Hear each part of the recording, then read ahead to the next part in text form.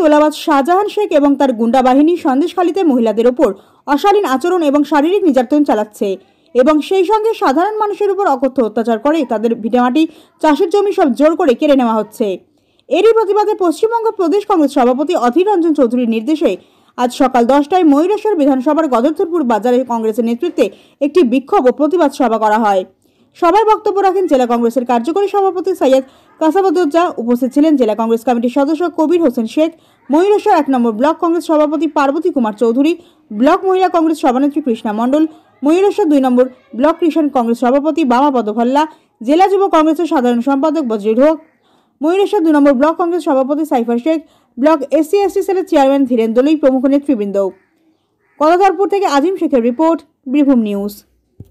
গণতান্ত্রিক অধিকারকে এরা লুট করছে, এর বিরুদ্ধে আমাদের প্রতিবাদে সোচ্চার হতে হবে। অধীর চৌধুরীর নেতৃত্বে গতকাল এবং আজকে সারা পশ্চিম বাংলার প্রতিটি ব্লকে, প্রতিটি জেলায় আমাদের এই আন্দোলন চলছে। আমরা মমতা ব্যানার্জিকে এই ছোট্ট পথসভা থেকে হুঁশিয়ারি দিয়ে বলতে চাই যে আপনি মনে করেন না যে সন্দেশখালীর জিনিস মানুষ চুপ করে থাকবে। আজকে সেখানকার মা বোনেরা গর্জে উঠেছে। বিভিন্ন চ্যানেলের মাধ্যমে আমরা সেখানকার তৃণমূলের যে নির্লজ্জ চেহারা, যে কুৎসিত চেহারা, সেটা আমরা আজকে দেখতে পাচ্ছি। আমরা এর বিরুদ্ধে প্রতিবাদে রাস্তায় নেমেছি। আশা করি যারা আমাদের বক্তব্য শুনছেন তারা নিশ্চয়ই আমাদেরকে সমর্থন করবেন, এই অন্যায়ের প্রতিবাদে সামিল হবেন। অনেকে ভয়ে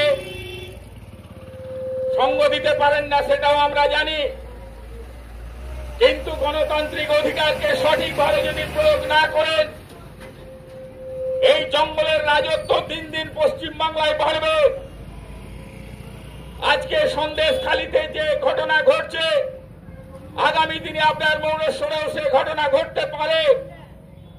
কারণ তৃণমূলের এই গুন্ডারা, এরা এই দুষ্কৃতীরা এমন ভাবে পশ্চিম বাংলায় তাদের প্রভাব বিস্তার করছে যে মানুষের বেঁচে থাকায়, মানুষের সাধারণ কর্মজীবন যাপন করায় এখন কঠিন হয়ে দাঁড়িয়েছে।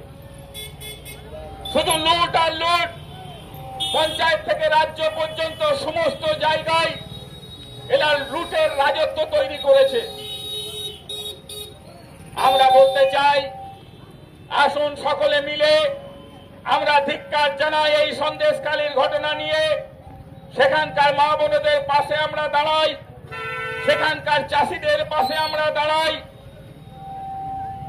এবং পশ্চিম বাংলায় মানুষ যে স্বপ্ন নিয়ে এই বাংলার পরিবর্তন করেছিল, আমরা চাই এই জঙ্গলের রাজত্বের অবসান ঘটুক এবং আগামী দিনে এই বাংলায় আবার পরিবর্তন করিয়ে সোনার বাংলা করার ডাক দিয়ে আপনাদের সবাইকে আমার আদাব প্রণাম সালাম জানিয়ে আমার এই কয়েকটি ছোট্ট কথা এখানেই শেষ করলাম।